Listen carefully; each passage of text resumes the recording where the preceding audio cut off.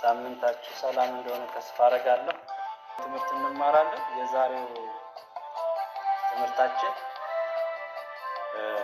ትንሽ ወደ ውስጣችን የምናይበት ነው።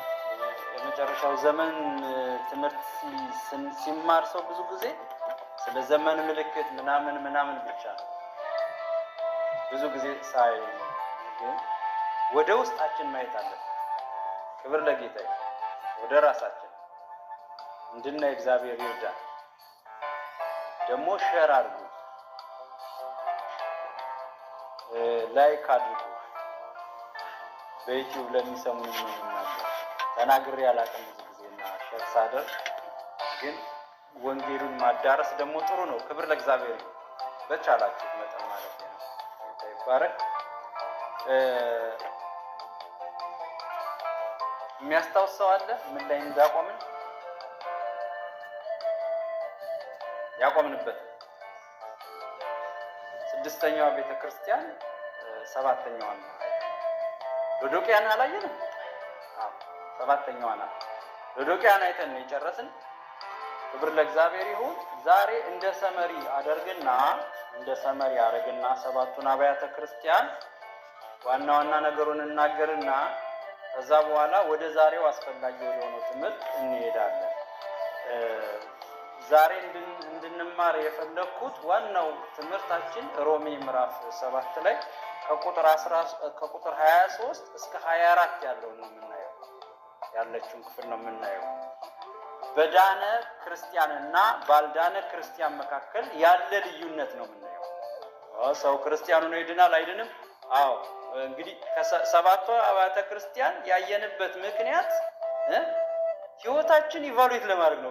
ወገኖች ዝም ብሎ ቸርች ከመመላለስ እግዚአብሔር ይጠብቃል። ህይወታችን ቼክአፕ እያደረግን ጤነኛ ነው ወይ እጃችን፣ እግራችን፣ መንፈሳዊ አስተሳሰባችን የሚለውን እንድንፈትሽ ነው ዋናው። ያ ካልሆነ ቤታችን መተኛት ይሻላል አይደለም? ለዛ ነው ሰባቱን አብያተ ክርስቲያን ያየን። ከሰባቱ አብያተ ክርስቲያን ስለመጨረሻው ዘመን ስንማር ምን እንማራለን? ቸርቾች ናቸው አይደሉም? እነዛ ሰባቱ ቸርቾች በእግዚአብሔር የታወቁ በክርስቶስ የታወቁ ቤተክርስቲያን የተባሉ እረኛ ያለላቸው እረኛቸውን እንደው መልአክ ተብሎ የተጠራላቸው ናቸው። ግን ደግሞ ግሳጼ ተላከባቸው፣ ማስጠንቀቂያ ተሰጣቸው። አንዳንዶቹ ከህይወት መዝገብ ደምሳለሁ ተባሉ። እኛስ በዚች ጉባኤ ውስጥ ያለን ቅዱሳን ከዛ ምን እንማራለን? በእውነት እግዚአብሔር ፍቅራችን ያደንቀው ይሆን ወይስ ፍቅርህን ጥለሃል ይለን ይሆን? ወይስ እንደ ሰርመኔስ በብዙ ስደት ጹነን በመከራ ጸንተን እስከ ፍጻሜ ጽና እንባል ይሆን? ከየትኛው ነው? ወይስ የሰርዴስ ቤተክርስቲያን ባህሪ ነው ያለን? የየትኛው ባህሪ? ወይስ የሰርመኔስ ነው ያለን? የቲያጥሮ ነው ያለን? የሎዶቅያ ነው ያለን? የፊላደልፊያ ነው? ከየትኛው ቤተክርስቲያን ነው የምንመደበው? ራሳችን ኢቫሉዌት እናድርግ ወገኖች። ክብር ለእግዚአብሔር ይሁን። መቼስ ወደዛ መሄድ ይቀራል እንዴ? ይቀራል። እንደው ጌታ ቶሎ ባይመጣ ቢዘገይ ወደሱ መሄድ ይቀራል። እና ከነዚህ ሰባት አብያተ ክርስቲያን ስንማር ምን ተማርን? ጌታ ይባላል። ምንድነው የቀረልን? ኢቫሉዌት እናድርገው ራሳችን። እግዚአብሔር አምላክ ይርዳ። እንግዲህ ከዚህ ተምረን ከነዚህ ቸርቾች ቤተክርስቲያንን ከሚብሉት ተምረን እስቲ ራሳችን ቸክ እናድርገው ብዬ ነው የዛሬውን ትምህርት ያዘጋጀው። ስለመጨረሻው ዘመን ብቻ መናገር ሳይሆን ክርስቲያን ስለመጨረሻው ዘመን ሲማር ወደ ራሱ ጌታ የሚመጣበት ስለሆነ ወደ ራሳችን ምን እናድርግ? እናስብ፣ ኢቫሉዌት እናድርግ። ቃሉን አነብና እጀምራለሁ። የዛሬው ትምህርት ክፍላችን ሮሜ ምዕራፍ 7 ከቁጥር 23 ጀምሮ ያለው ነው። እኔ ከ21 ጀምሬ አነባዋለሁ። ቆመን እናንብብ። ጌታ ይባረክ። 21 ጀምሬ አነባለሁ በጌታ ስም። እንግዲያስ መልካሙን አደርግ ዘንድ ስወድ አውርታችኋል። ክፍሉ ምዕራፍ 7 ከቁጥር 21 ጀምሮ ሮሜ። እንግዲያስ መልካሙን አደርግ ዘንድ ስወድ በእኔ ክፉ እንዲያደርግብኝ ሕግን አገኛለሁ።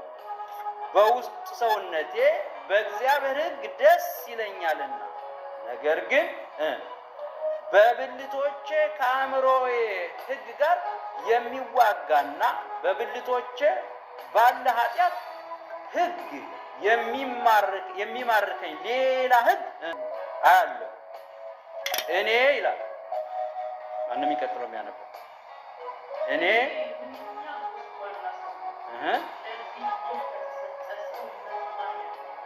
ምንኛ ጎስቋላ ሰው ነኝ። ለዚህ ለሞት ከተሰጠ ሥጋ ማን ያድነኝ? ጌታ ሆይ እናመሰግንሃለን፣ እንባርክሃለን። ክብር ምስጋና ላንተ ይሁን። ለዚህ ለሞት ከተሰጠ ሥጋ ደግሞ ታድነን ዘንድ እንለምንሃለን። አቅም እንድትሰጠን እንለምንሃለን። ዛሬ በዳንና ባልዳነ ክርስቲያን መካከል ስንነጋገር መንፈስ ቅዱስ እንድታግዘን እንለምንሃለን። በእውነት የመጨረሻውን ዘመን ተምረን ከመንግስትህ የምንቆረጥ እንዳንሆን ይልቁንም የምንጸና እንድንሆን በዛሬው ቃል ራሳችን ፈትሸን እንድናገኝ እንድትረዳን እንጸልያለን። መንፈስ ቅዱስ እርዳታን እንፈልጋለን። ወደዚህ ነው ይህን ቃል የሚሰሙ ሁሉ ወደ ውስጣቸው እንዲመለከቱ ጸለይ። እግዚአብሔር አምላክ ማንም የቆመ ቢመስለው እንዳይወድቅ ይጠንቀቅ ይላል ቅዱስ ቃልህ። ጌታ ሆይ የቆምን የመሰለን ሁላችን ይህን ቃል የምንሰማ ሁሉ ራሳችን መፈተሽ እንድንችል እንድትረዳን እንጸልያለን። ጊዜውን ላንተ ሰጠን፣ በጌታ በኢየሱስ ስም አሜን። ክብር ለእግዚአብሔር ይሁን። ጌታ ይባርካችሁ። ሐዋርያው ቅዱስ ጳውሎስ እንግዲህ ይህንን ሲናገር ክርስቲያን ሆኖ ነው። ክብር ለኢየሱስ ይሁን። ክርስቲያን ሆኖ ሐዋርያው ቅዱስ ጳውሎስ አንድ የተቸገረበት ነገር ነበር። እግዚአብሔር ይባል። የዳነ ክርስቲያን በምን ያውቃል? በምን ይታወቃል ሳይሆን በምን ያውቃል ራሱ።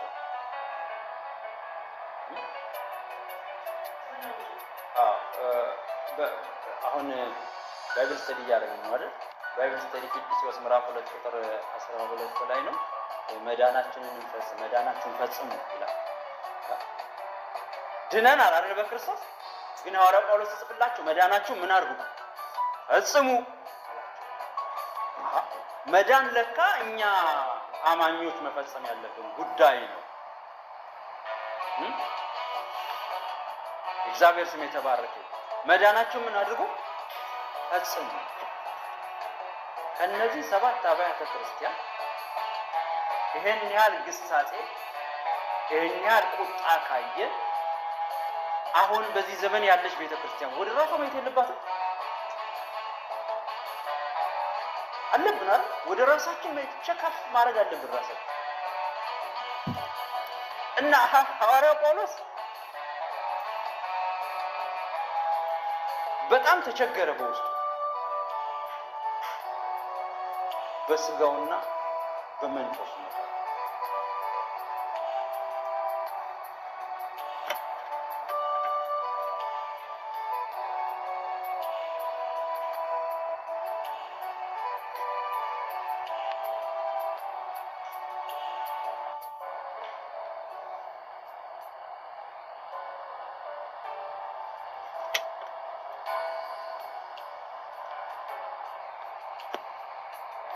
ጌታ ይባል። እሺ እያወራን ያለ ነው በዳነ ክርስቲያንና በዳነ ሰውና ባልዳነ ሰው አይደለም። እያወራን ያለ ነው በምንድን ነው? ግን ሁለቱ ምንድን ነው? ክርስቲያን። አሁን ራሳችን ኢቫሉዌት ልናደርግ ነው። የደም ምርመራ ሳይሆን የመንፈስ ምርመራ ልናደርግ። ድነናል ወይ? ሰው በሚያየን ሳይሆን እኛ ራሳችን ውስጣችን ስናየው ድነዋል ወይ የሚለውን ነገር ክርስቲያኖች ነን። ጌታ ይባረክ። ምን አይነት ጥያቄ ነው የምትጠይቀን? ክርስቲያኖች ነን፣ ግን ደግሞ ድኛለሁ ወይ ብዬ ቼክ ማድረግ ራሴ አለ። በምንድን ነው የማውቀው? በምን ይታወቃል? ሰው በኢየሱስ ሲያምን ይድናል፣ ምንም ጥርጥር የለውም። ይሄንን ያምናለሁ፣ ሁላችን እናምናለን። ግን ይሄ መዳን ወደ ውስጣችን መምጣቱን ደግሞ ቼክ ማድረግ አስፈላጊ። በምንድን ነው የምናደርገው? የዳነ ሰው ምን እንዳለበት ታውቃላችሁ? ጦርነት አለ። ሰው በክርስቶስ ሲድን በውስጡ የሚፈጠረው ነገር የማይገለጥ ጦርነት።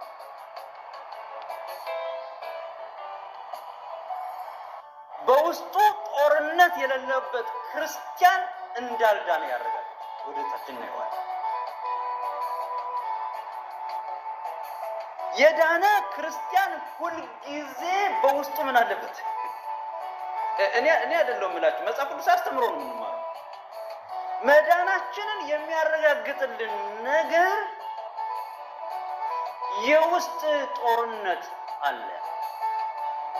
ጆሮ ያለው ይስማ። ክብር ለእግዚአብሔር ይሁን። መዳንህን ማወቅ ከፈለክ በውስጥህ ያለውን ጦርነት ማዳመጥ ነው። ከሰው የሚመጣብን ጦርነት አለ። በእርግጥ ጌታ እናትና አባትን ልጅና ምን ለያይ ይመጣው ብሎናል። ክርስትና አንዱ መለያየት ነው፣ በውጭ ነው እሱ። የውስጥ ደግሞ ሌላ ትግል፣ ሌላ ጦርነት አለው ወገኖች። እሱ ከሌለ፣ ጦርነቱ ከሌለ ደህንነታችን አጠራጣሪ።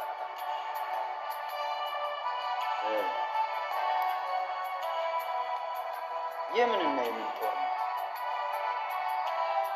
ሰው የሚለውን ፓርት ብንማር ኑሮ፣ ነገረ ሰውን ብንማር ኑሮ ጥሩ ነው።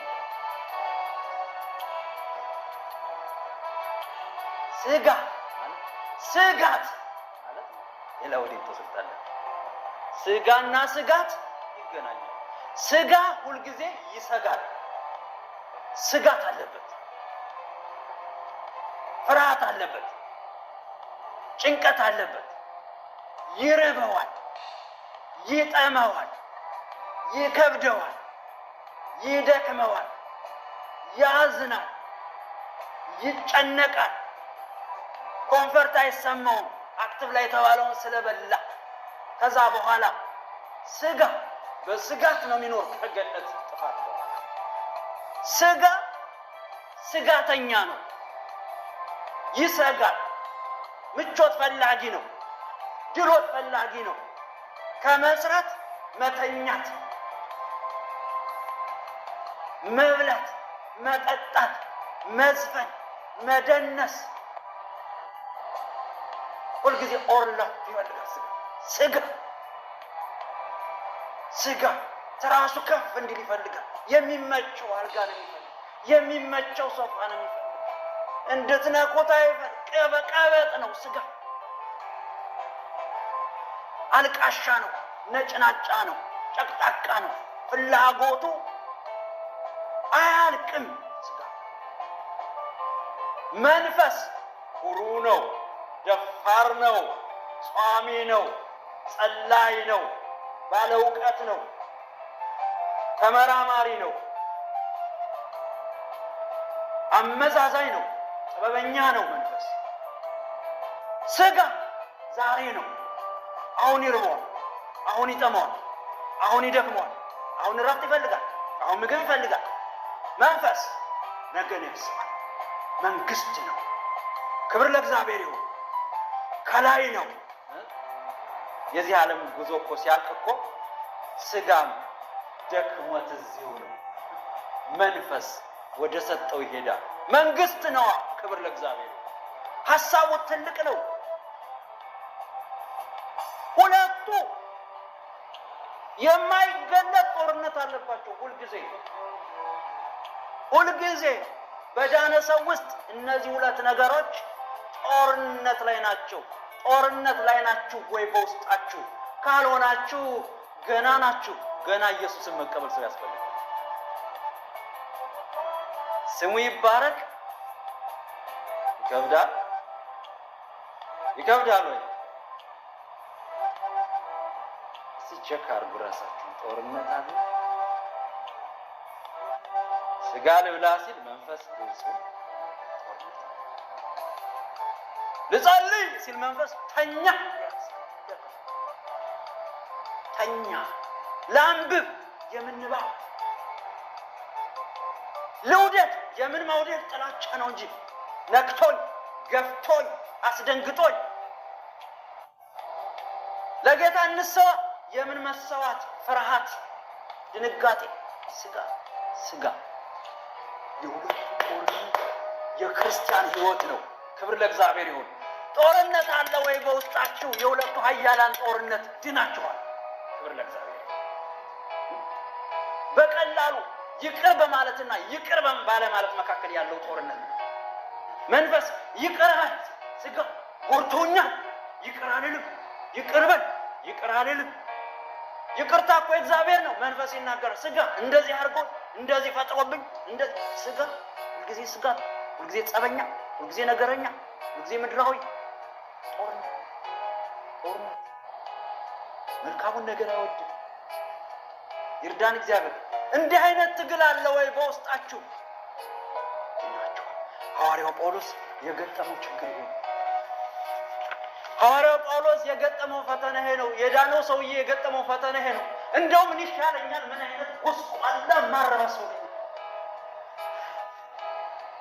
ይሄን ክፍሉን በደንብ ምዕራፍ 7 ስታነቡት የማወደውን የማላረግ ሰው ማድረግ የማልችል ሰው በሁለት ጦርነት መካከል ያለው ናችሁ ወይ? ድናችኋል። እንደዛ ከሆነ ድናችኋል። እንደዛ ከሆነ ክብር ለእግዚአብሔር ይሁን።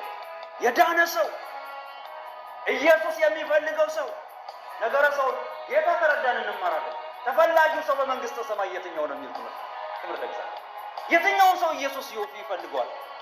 ክርስቶስን የሚመስል ክርስቶስን እስከ መምሰል እደጉ አይደለም እንባል። ክርስቶስ መንፈሱ ያሸነፈ ስጋው የተገዛ ክብር ለጌታ ይሁን። እንዴት ነው በእናንተ ውስጥ ጦርነት አለ ወይ? ስጋ በመንፈስ ላይ፣ መንፈስ በስጋ ላይ ካለ ድናችሁ፣ ከሌላ አልዳናችሁ። ዝፈን ሲል ምዘፍን ከሆነ፣ ስከር ሲል ምሰክር ከሆነ፣ ዘሙት ሲል ምዘሙት ከሆነ፣ ሰረቅ ሲል ምሰቅ ከሆነ፣ ተማታ ሲል ምትማታት ከሆነ ሙት ነህ እንጂ መች ዳንክ? ከተገሰጹት አብያተ ክርስቲያን መካከል ነው። ስጋዊነት የትኛው ያደላል? በእኛ ህይወት ጦርነት ካለ በእውነት እላችኋለሁ እንደ ሐዋርያ ጳውሎስ ድናችኋል። ክብር ለእግዚአብሔር። ያልዳነ ክርስቲያን ጦርነት የለበትም። ሁሉ ሰላም ነው። የምን ጦርነት የለም ባልዳነ ሰው። የምን ጦርነት? ይርዳን ጎልስ አሜን። ይርዳን። ከማን ጋር ነው ጦርነታችሁ? ከውጭ አይሆንባችሁ። ጦርነት ከውስጥ። ሃሌሉያ። ጦርነት የሁለት ኃያላን ጦርነት በውስጥ። የሐዋርያው ጳውሎስ ችግር እሱ ነበር። በጣም ራሱን እስከሚማረር ድረስ ለዚህ ለሞት ከተሰጠ ስጋ ማን ያድነኛል? ምን አባቴ ላድርገው? ስጋ ተቸገረ። ተቸግራችኋል። መልካሙን እየፈለጋችሁ መልካም ማድረግ አቃተኝ አለ ጳውሎስ። በጎ ማድረግ አልቻልኩም፣ በቃ አቃተኝ፣ ታገለኝ። የስጋ ጦርነት ላይ ነኝ። ገላጋይ የለም፣ አስታራቂ የለም። ምን ይሻላል ያለ ጳውሎስ ከዳነ በኋላ ነው። ሳይድንማ ወዳጄ ደብዳቤ ይዞ ሄዱ ያስገድድ ነበር። እንደፈለግ የምትሆን ከሆነ አልዳንክም ወንድሜ። እንደፈለገ የሚሆን እንደፈለገ የሚያደርገው ጦርነት ከሌለ ከልካይ ከሌለ ከልካይ መንፈስ ካለ ግን ድናል። ያ የዳነው መንፈስ ሁልጊዜ ይከለክላል። ክብር ለእግዚአብሔር ይሁን። ሐሳቡ ምንድነው? ትልቅ ነው። ትልቁ መንፈስ እኔ ላይ አለ። ይኸው ትልቁ መንፈስ እኛ ላይ ካለ ሁልጊዜ ስጋን ይገስጸው፣ ይቆጣዋል፣ ይቆጣጠረው። ስጋ ደግሞ እምቢ። በዚህ መሃል ምን አለ? ውጊያ አለ ወይ? እናንተ በዮሴፍ ውስጥ የነበረው ውጊያ እኮ ነው። ስጋን ማለት መንፈስ አባት ያኛው ልብሱን ጥሎ ወስዷል። ትግል ቅዱሳን የእግዚአብሔር ሰው ጦርነት አለ በውስጣችሁ፣ ድናችኋል። የዳነ ሰው ምልክቱ በውስጡ ያለበት መንፈሳዊ ጦርነት ከሌላ ጋር ከራሱ ጋር ከሰይጣን ጋር አላልኳችሁ፣ ከሰይጣን ጋር አላልኳችሁ። ከሰይጣን ጋር ሌላ ጦርነት አለ። ከራሳችሁ ጋር ጦርነት ከሌለ አልዳናችሁ። ጳውሎስ ከሰይጣን ጋር አላለም፣ ከስጋዬ ጋር። ይርዳን እግዚአብሔር።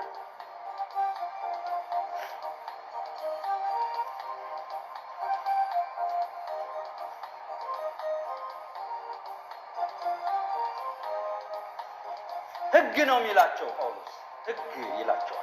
እነዚህ ሁለት ሕጎች የምንና የምን ሕግ? የስጋና የመንፈስ ሕግ። እና የስጋ ሕግ ማራኪ ይማርከኛል፣ በኃጢአት ሕግ ይማርከኛል፣ ይስበኛል፣ ና ወደ እኔ ይለኛል፣ ያታልለኛል፣ ያባብለኛል። የመንፈስ ሕግ በህሊናዬ ደግሞ በአእምሮዬ እንዲላል የእግዚአብሔር ነገር ያስደስተኛል። ዞር በል ዞር በል። የስበት ሕግ የሚባል አለ። ማን የሚባለው ሳይንቲስት? ኒውተን ይባላል።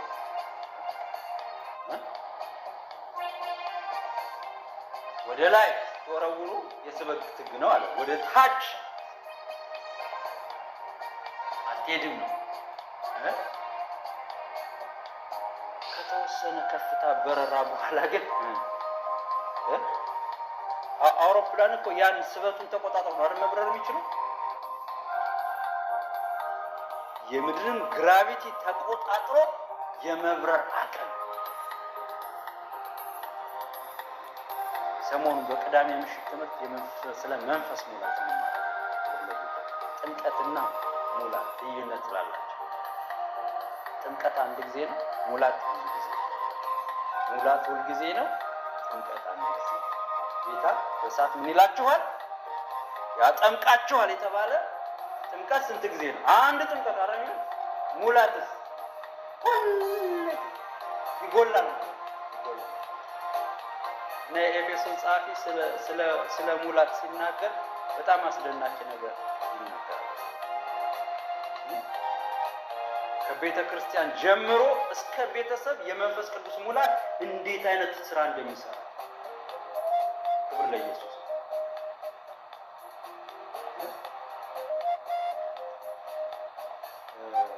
መንፈስ ይሙላባችሁ እንጂ በወይን ጠጅ ጥምቀት እግዚአብሔር ሲያጠምቀን ሙላት እኛንን የምንሞላው። እስቲ አሜን። ሙላት የማድረሻ የሰው ድርሻ ነው የሚለው እኮ ጁዘቤስት እያለ እኮ ነው። ወይን ይሻልሃል፣ መንፈስ ቅዱስ ይሻልሃል። ትምህርቱ ከባድ ነው፣ አከራካሪ ነው። በመንፈስ ነው የምትሞላው፣ በወይን ጠጅ ነው የምትሞላው። ወይን ጠጅ ይቅርባችሁ፣ በምን ተሞሉ አለ ጌታ። ያጠምቃል እንጂ የምትሞላው አንተ ነህ ማለቱ ነው። እንዴት አድርጎ እንደሚሞላ አለው። ክብር ለእግዚአብሔር። ሰው ወይን ጠጥቶ መስከር ይችላል። ሰው በመንፈስ መስከር በወይን ቁጥጥር ውስጥ ሆኖ አንደር ኮንትሮል ወይን ከሆነ የሚሰራውን አያውቅም። ሰውየው መጠጥ አዘዘ፣ ከዛ ሰውየው መጠጥ አዘዘ አሉ። ከዛ መጠጡ ከገባ በኋላ ፕሊስ ድገም ብሎ ሌላ መጠጥ አዘዘ። ሁለት ማን ነው መጠጡን ያዘዘው? ሁለተኛ ጊዜ ሰውየው መጀመሪያ ያዘዘው፣ ሁለተኛ መጠጡ አዘዘ፣ ሶስተኛ መጠጡ ሰውየውን አዘዘ ይባላል። ከዛ እንደሚፈልግ አናገረው። እንደዛ ከምትሆኑ በመንፈስ እንደዛ ሆኑ አላቸው ሐዋርያው ጳውሎስ። መንፈስ ይሙላባችሁና ልክ በወይን ሰው እንደሚሰክር እናንተን በመንፈስ ምን አድርጉ? ስከሩ። መንፈስ እውቀታችሁን ይውሰድ፣ መንፈስ ሀሳባችሁን ይውሰድ፣ መንፈስ ፈቃዳችሁን ይውሰድ። ሁለንተናችሁን ቆ ክብር ለእግዚአብሔር። በመንፈስ ቁጥጥር ስር ጌታ ይርዳን። ስለዚህ በዳነ ሰው ውስጥ ሁለቱ ጦርነት አለ። ሐዋርያው ጳውሎስ መንፈሱና ስጋው በከባድ ጦርነት ውስጥ ነው፣ ተጨንቆ ነው እንደዚህ ያ እግዚአብሔር አምላክ ይርዳል። በኤፌሶን ምዕራፍ 2 ከቁጥር 1 እስከ 3 ላይ ሳንድን በፊት የነበረውን ነገር ነው። በበደላችንና በኃጢአታችን ሙታን ነበራችሁ፣ በበደላችሁና በኃጢአታችሁ ሙታን ነበራችሁ፣ በእርሱም በዚህ ዓለም እንዳለው ኑሮ በማይታዘዙ ልጆች ላይ አሁን ለሚሰራው መንፈስ አለቃ እንደሆነው በአየር ላይ ስልጣን እንዳለው አለቃ መንፈስ በፊት ተመላለሳችሁ። ምን ሳትሉ? ሳትድኑ። ችግር የለም፣ ጦርነት የለም፣ ሁሉ ሰላም ነው፣ ሁሉ ሰላም ነው። አንዳንድ ጊዜ እኮ በዓለማውያን ዘንድ ኃጢአት መስራት ጀብድ ነው አይደል እንዴ? ዲቋድር አንበሳ አይደል የሚባባሉት። ቺቲንግ ካገ ፋራ ቺታር፣ ለነሱ ክርስቲያን ፋራ አይደለም ወዳጅ። እሱ ጦርነት አለበት። እንደፈለገ መሆን እንደፈለኩ መሆን አልችልም። እንደፈለጋችሁ መሆን ትችላላችሁ እንዴ? እንደፈለግን እኮ መሆን አንችልም። እኛ እኮ የጦር ሰዎች ነን፣ ጦርነት ያለብን ሰዎች ነን። ከሌላ ጋር አይደለም፣ ከራሳችን ጋር ጦርነት ስላለብን እንደፈለግን ማድረግ ምንችል አይደለንም። ለምን ሲባል በማንም ግዛት ስር አይደለንም። እኛ በበኤደም ገነት በኃጢአት የወደቀውን ስጋ ተሸክመን እንደመኖሪያ እንኖርበታለን። እሱም ይጨቀጭቀናል እንጂ እኛ የክርስቶስ ነው። ስለዚህ ስጋችን እየጎሸመን ጳውሎስ እንደዛረ ጎሽም አልፈልግ መውጊያ ተሰጥኛል ዝም በል እያልን እንሄዳለን። ስሙ የተባረከ ይሁን። አያቴ እንዲህ ላይ ነበር፣ ልጄ እንደ ጠማ አትጠጣ፣ እንደ ራበ ደግሞ አትብላ። ተው ታድርግ ስጋ አንድ ጣሳ ውሃ የሚያስፈልግ ከሆነ እሱን አትጠጣ፣ ግማሽ አትጠጣ።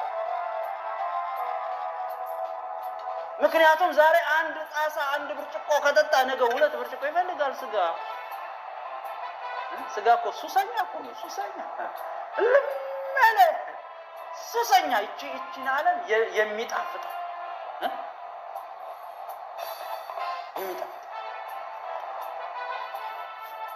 እግዚአብሔር ይርዳል። ክርስቲያን የዳነ ሰው የጦር ሰው ጀብድ ማለት ያኮነ ክብር ለኢየሱስ። ጀግንነት ማለት እኮ ያኮነ ስጋውን የረገጠ ያሸነፈ ከፍ ብሎ የበረረ በመንፈስ እየጨመራችሁ ስትሄዱ ከፍ ብላችሁ ትበራላችሁ። በመንፈሱ ጉልበት ከቁርጭምጭሚት ጉልበት ከጉልበት መዋኘት ሲያቀታችሁ ከዛ በኋላ ተሰክራላችሁ። ስሙ የተባረከ ይሁን። እግዚአብሔር ያስክራችሁ፣ በመንፈስ ያስክራችሁ። በመንፈስ ስንሰክር ሌላ ነው። እናዛ ክፍል ላይ እኔ ኤፌሶን በጣም ወደድኩ። በመዝሙርና በዝማሬ ይላል። ከሰከሩ በኋላ እኮ የሚሆነው በመዝሙርና በዝማሬ በመንፈሳዊ ቅኔ እርስ በርሳቸው ተነጋገሩ። ኦልሬዲ ሰክረዋላ። ንግግሩ ሁሉ ምንድነው? መንፈሳዊ ቅኔ ነው፣ መዝሙር ነው፣ አምልኮ ነው፣ ደስታ ነው። ቤተ ክርስቲያኑ ሰላም ነው። ክብር ለኢየሱስ። ከዛ ዝቅና ሚስቶች ሆይ ለባሎቻችሁ ተገዙ ይላል። የሰከረች ሴት ናታ። በመንፈስ የሰከረች ስለሆነች ይሄ አይከብዳትም። ባሎች ውደዱ ይላል። ሰክሯል። እሱ መውደድ ነው ስራ።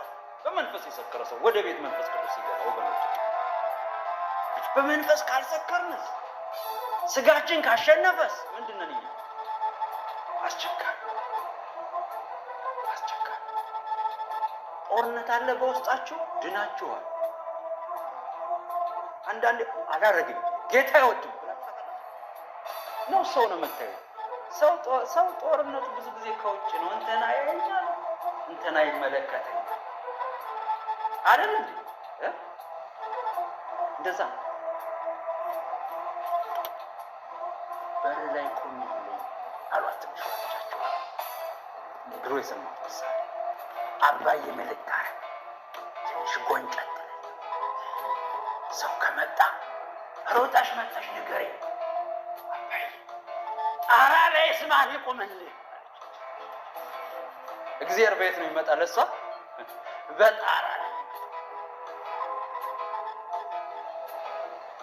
በውስጡ ጦርነት የሌለበት ሰውዬ፣ በውስጡ ጦርነት የሌለበት ሰውዬ ከራሱ ጋር አይታገልም። በቃ ስጋው ጠጣ ካለው ጠጣ። እሱ የሚፈራ ከውጭ ሰው የሚመጣ እንዳይሆን ከሰራ ከኪሳራ ህይወት እግዚአብሔር ይጠብቃል። ሰው ለሰው ክርስቲያን ከመሆን ለሰው ከመዘመር ለሰው ብለን ከመስበክ እግዚአብሔር አምላክ ይጠብቀን ወገኖች። ዋጋቸውን ተቀብለዋል። ምን እንዳይነዱ ብዙዎች ውስጣችን ምንድነው? ጦርነት አለ ወይ? ሙግት አለ ወይ? ክርክር አለ ወይ? ዛሬ ይፈጠርባችሁ። ይሄ ነገር ይፈጠርብን። ዛሬ የተደበቀውን ምስጢር ነው ያወጣው። ክብር ለኢየሱስ ነው። ስጋ ደብቆ የሚያርመጠምጠንን ነው ዛሬ ጌታ እየተናገረ በሚስጥር እንደዚህ አለ እንደዛ አለ። ይሄ ቆጥሩ ነው። በእንትና ላይ ሐሳብ ነው የተረጨበት አይደል? በይሁዳ ላይ ሐሳብ ገባ።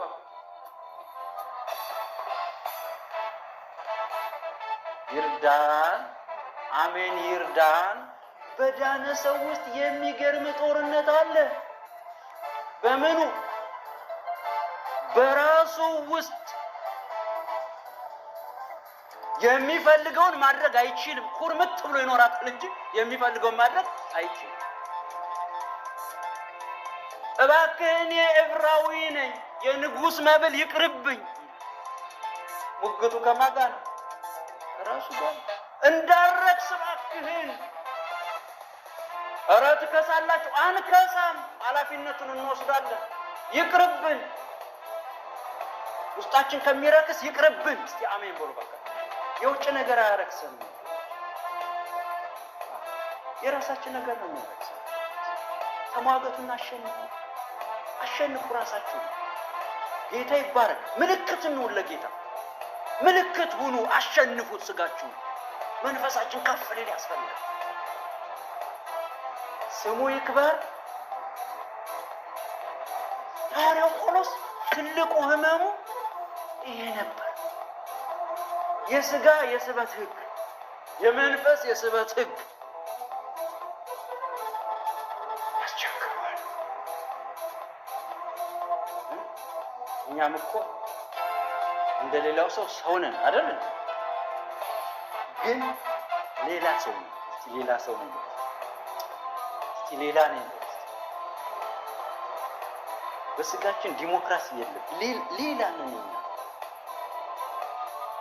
ሌላ ዳንኤል እንደዛ እኛ ሌላ ነን። ብዙ ምርኮኞች አሉ። ኖ እኛ ሌላ ነን። እንደነዛ አይደለም። ሲሰድቡን አንሳደብም።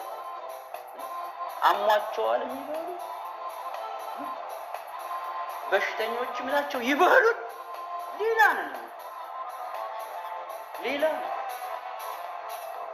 ይርዳን። ስለዚህ በውስጣችን ምን አለ? ውጊያ አለ።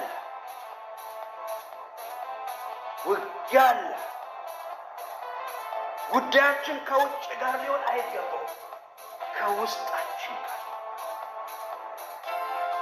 ባለመድኃኒቱ የራስ ኢየሱስ ነው። ኢየሱስ ነው እንደዛ ራሱን አጥማኛ እንዲያደርግ። ወገኖች ራሳችሁን አድኑ። ራስህን አድን በሉ። ራሳችሁን አድኑ። የሎጥ ዲሲፕሊን አስመልጦታል። ለሰማው ነገር ዲሲፕሊን ነበር። ሩጥ ነው፣ ወደ ኋላ እንዳታይ ነው። ሚስት ቀርታለች፣ ዕቃ ቀርቷል፣ ልጅ ቀርቷል አይደለም። ዲሲፕሊን ወገኖች ጌታን ካመንን ኢየሱስም ይመጣ ከሆነ ክርስቲያን ከሆነ በእውነት ክርስቶስ ተሰቅሏል ብለን የምናምን ከሆነ ክርስቲያኖች ከሆነ ኢየሱስ ይመጣል ወይ? አዎ ይመጣል። ዲሲፕሊን ራስህን አድን። ወደ ግራም ወደ ቀኝ አትይ። ከውስጥ ጋር ያለውን ጦርነት አሸንፍ። ክርስቲያን ሆነ ተገኝ። በቃ ያ ነው ዋናው ነገር ወገኖች። እንደ መጽሐፍ እየኖርን ነው ወይ? እንደ ቃሉ እየኖርን ነው ወይ? የመጨረሻው ዘመን ትምህርት ብንማር ምን ይጠቅመናል? ኖሌጅ ብቻ እውቀት ብቻ አይጠቅመንም። በራሳችን ውስጥ ግን ያለውን ነገር እንዴት ነው እያደረግን? እንዴት ነው? በትንሣኤ ቀን እነጠቃለሁ። አንዳንድ ጊዜ ንጥቀት ይሰማኛል። ይሰማችሁ በጌታ በኢየሱስ ንጥቀት ይሰማችኋል? ይሰማል? እስቲ አሜን በሉ። ንጥቀት የጌታ ነገር ይሰማናል። መንፈሱ ከመንፈሳችን ጋር ይመሰክራል። የልጅነት ስሜት ይሰማናል። የሌላ ሀገር ዜጋ እንደሆን ይሰማናል። ወይስ እዚህ እንሟገታለን? ገና ክርክር ላይ ገና ባጠር እንጋፋለን። ጌታ ኢየሱስ ይርዳን። ከግፊያ ክርስትና እግዚአብሔር ነፃ ቸርች ውስጥ ካለ ግፊያ በቃ በዛም በዚህም ገና ነው ወገኖቼ። እግዚአብሔር አምላክ ይርዳን። ቸርች ውስጥ ያለ ግፊያ፣ ከወንድም ጋር ያለ ግፊያ፣ ከእህት ጋር ያለ ግፊያ ምን እንደሆነ ታውቃላችሁ? ግፊያው ከውስጥ ሞልቶ ፈሶ ስጋ ውስጥን አሸንፎ ሌላ መግፋት ጀምሮ እንጂ እኮ መንፈስ ካሸነፈ እኮ ሌላ ሊገፋ አይችልም እኮ። ግን ስጋ መንፈስን አሸንፎ ጨረሰና የራስን ጨረሰና ሌላውን ማበሳጨት። አሜን ይርዳ። ክብር ለእግዚአብሔር ይሁን። ስለዚህ ወገኖቼ ቅዱሳን እንደ ዳነ ሰው እንሁን። ከመዳናችን በፊት የኤፌሶን ጸሐፊ እንዳለው አሁን ወገኖችን እንደሚገዛው ነው እያለን ያለ። አሁን የምታዩቸውን ሰዎች እንደሚያሽከረክረው እናንተም ትገዙለት ነበር። እንደዛ ነበር የምትኖሩ። አሁን ሌላ ነን ይበሉ እስቲ። ሌላ ነኝ ሌላው አሁን ሌላውን እስቲ ስሙ ይባረክ። ሌላ ያድርገን እግዚአብሔር። ሌላ ነው መሆን ያለብን። ሌላ ሳንሆን ቸርች ውስጥ ቁጭ ያለው ዘንድሮ ችግር እኮ አልተቀየረም። ሰው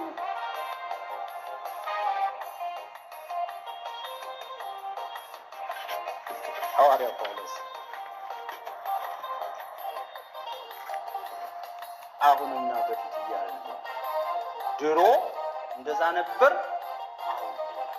አሁን ሌላ ነው። ሌላ የሆነ ቦታ ላይ ስራ ስሰራ የግል ስራዬን ስለሆነ ኢትዮጵያ ስሰራ ነበር። ስሰራ እዛም ስሰራበት ቦታ ላይ እየደበደቡ አና ቃላይ ንጎት አይስ ቀይ ቡኒ ቀጥቀጥ አብሩ ነው።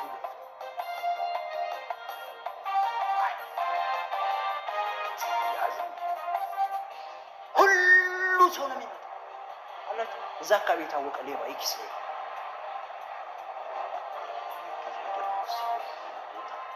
ባይብሉን ይዞ ኢየሱስ ያድናል ነው ወጣ አንተ ነህ ስለ